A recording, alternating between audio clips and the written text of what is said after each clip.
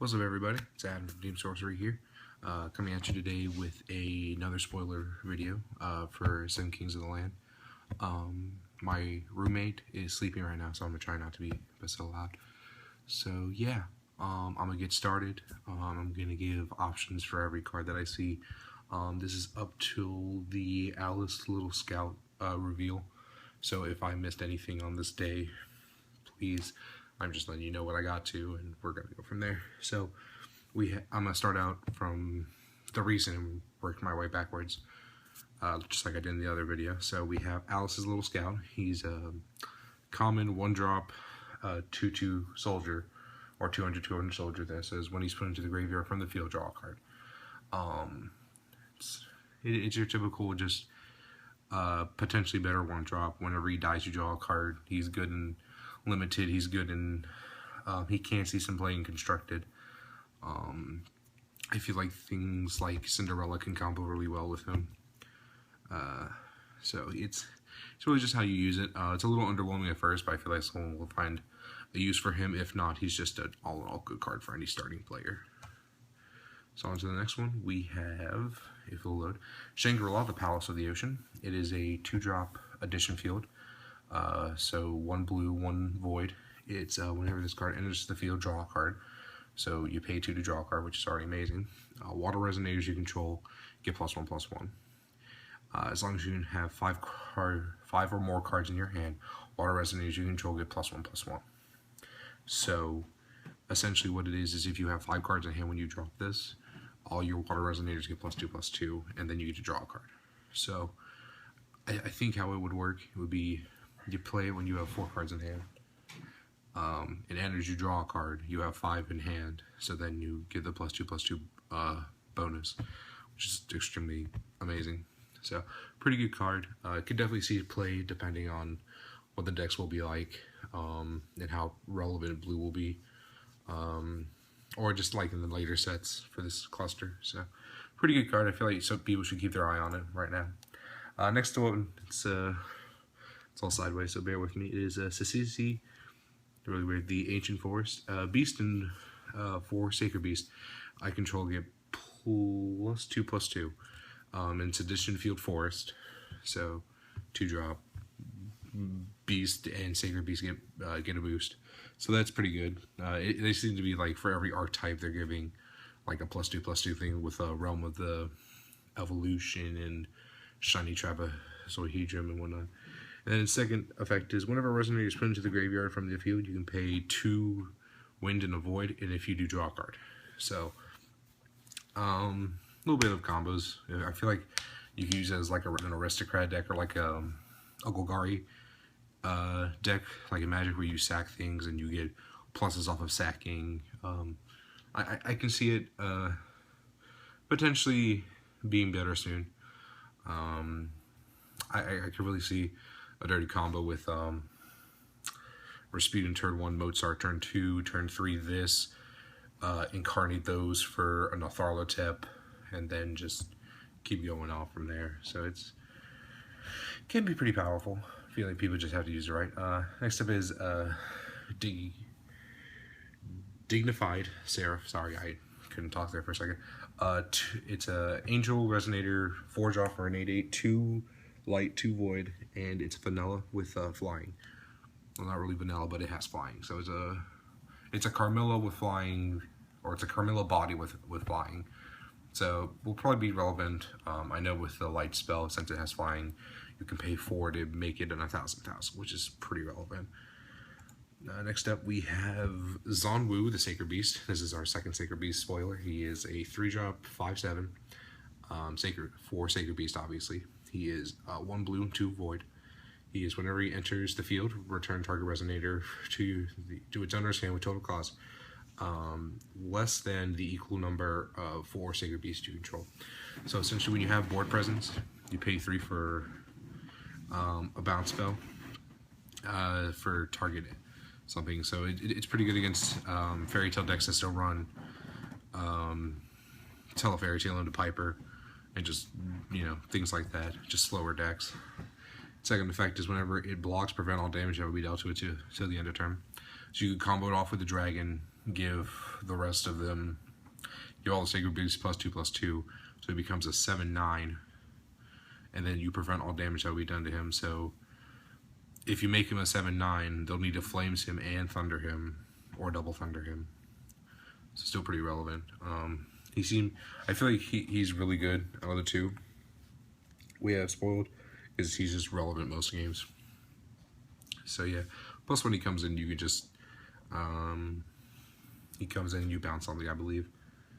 Total costs less than or equal to, yeah, so enters, he counts as a Sacred Beast, so you control one, you bounce one, or bounce on one drop. So Tinkerbells, Hunters, insert relevant one drop here, you know, Rook eggs, yeah, no, but anywho, we have Heat Gaze. It is a addition resonator, so you add it on to resonators. It is a blue and a void. Addition resonator gains whenever your opponent would cast a spell or ability that targets something, you target this card instead. If the card that is equipped to is as long as it's a water resonator, prevent all damage that will be done to the added resonator. So you can force your opponent to have to deal with something, and then they'll have a very tough way to kill it. Yeah, by spells or abilities. So they'd probably have to like block it, or they'd have to run into it, target attack, things like that. So it's a pretty good boost for blue. So I definitely don't mind that. Next up, we have Flame Cat. Some of them came sideways. Go figure. It's really not much of this one. It's a 2-drop red magical beast, because they just don't want to give me more Sacred Beast. That's a 5/4, and it has first strike, so it's okay, you know. I don't really see that much constructive play with it, but it'll definitely be a bomb unlimited and in cubing, so definitely a good card. Next up, it's probably the best card that we have spoiled today. It was Artemis the God's Bow. Matt Cosmer said on the Facebook page that this is one of the cards that can kill Bahamut, and when I read off the abilities, you will tell. So I'm just going to read them off one by one, and we'll go from there. So your J-Ruler gains target attack is its first ability. So it gives out a keyword, which is always relevant. And plus target attack, it really goes with the theme of like a bow and arrow to target your things that you're going to attack. When it enters the field, you put 2 arrow counters on this card. If your J-Ruler is Arla the Winged Lord or Arla the Hegemon of the Sky, put 4 counters on it. So we're using counters again in Force of Will. So hopefully it'll be a little bit more relevant. It has a tap ability to remove an arrow count from this card. This card deals 400 damage to target attacking or blocking J/Resonator. So it can already control the board right when it comes out for small things like just Hunters, anything small, Hunters, Tinkerbells, the whole 9. It does target, so you can't really do that with a Cheshire, but it's fine. Has a second tap ability. Tap, remove 2 arrow counters from this card. Destroy target addition resonator or card in your chain standby zone. So it can kill attachments to creatures. So like Ragnarok's, anything that was put on the Athos, just a bunch of relevant stuff will be dead. And then it can kill chain standby area, kill something in the chain standby area, which is good against Wizard and Kaguya 1.0, and just, you know, a lot of relevant things. Next up, the final ability and the most relevant ability of the card.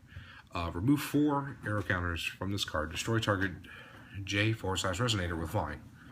So, comes out as long as you have the Angel J-Ruler. You get 4. You tap it, remove 4, kill Bahamut. It's pretty relevant. So, that's why a lot of people are hyping it. I don't like the fact that it says that you can't, that it's all from this card when you have to remove, because if it wasn't, it would be a lot better. But beggars can't be choosers, so still a very good card. Will definitely be extremely relevant. It'll definitely give Arla a very good matchup against Bahamut, as long as Bahamut still stays intact when 7 Kings of the Land releases. So next up we have, is that the last one? No, we have 2 more. No. Oh. All right, I think we have a lot more. I don't know. I may have added it in. But anyway, we have a Protection of the Seraph, which is a 1-drop light addition resonator. So another thing that Artemis, the bow, the regalia can hit. Add a resonator cannot be attacked or targeted by spells or abilities your opponent control for 1. So it can give your angels protection. It can give whatever you need it to, whatever needs to be protected for 1 light. So it's extremely relevant.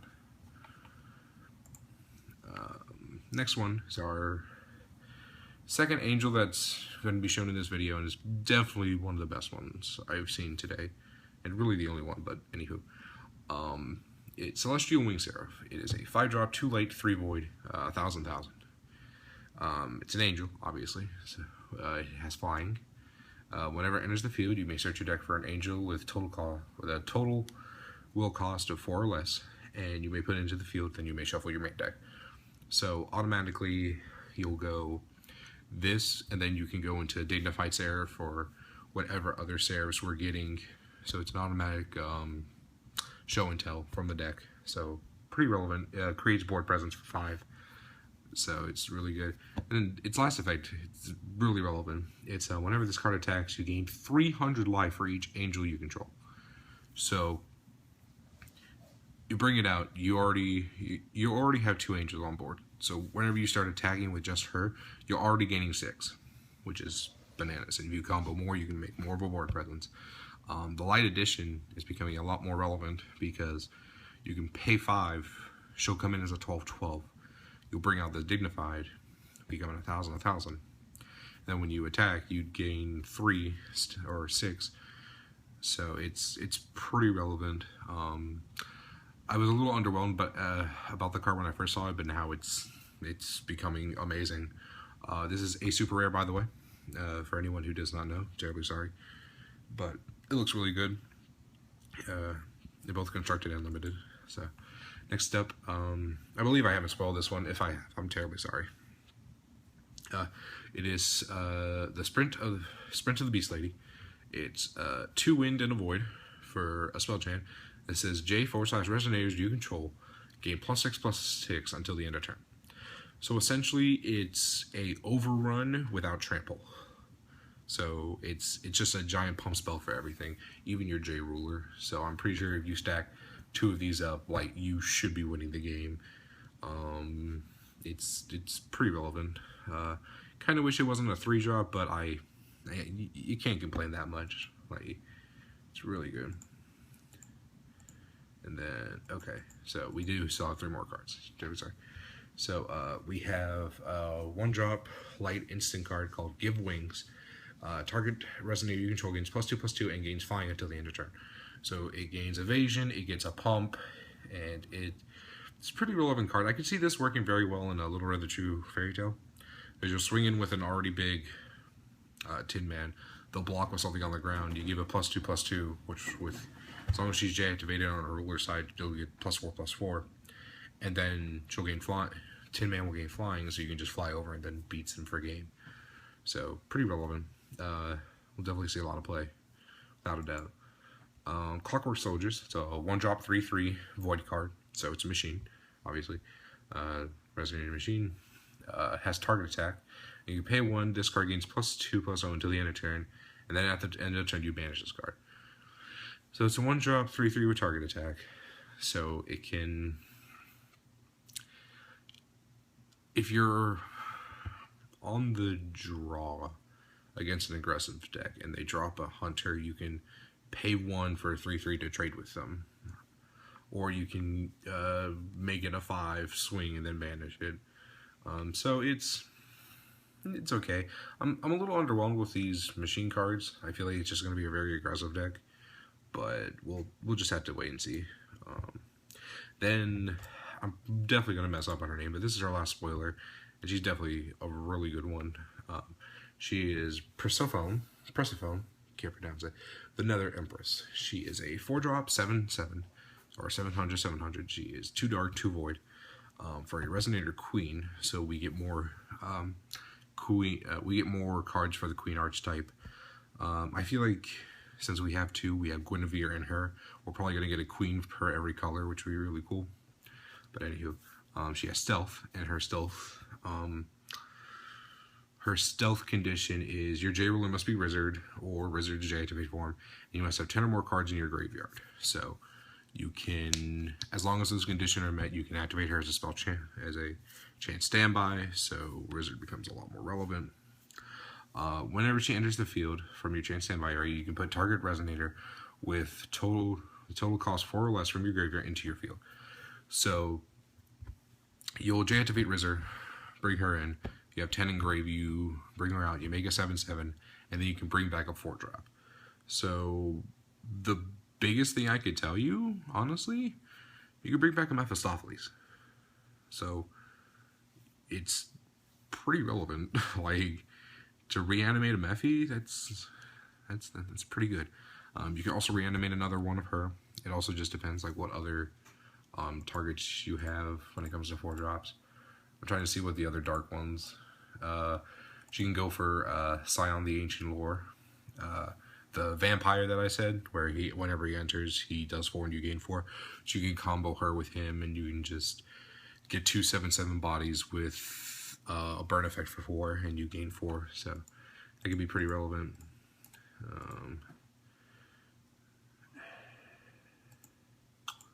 I think that's really it. So, alrighty guys, like, comment, and subscribe. Let me know what you think. Thank you for putting up with the video. If you want more spoilers, please let me know down in the description below. I'll try and link it to the Forcible Taverns. Either Forcible Tavern or Void and Mood spoilers.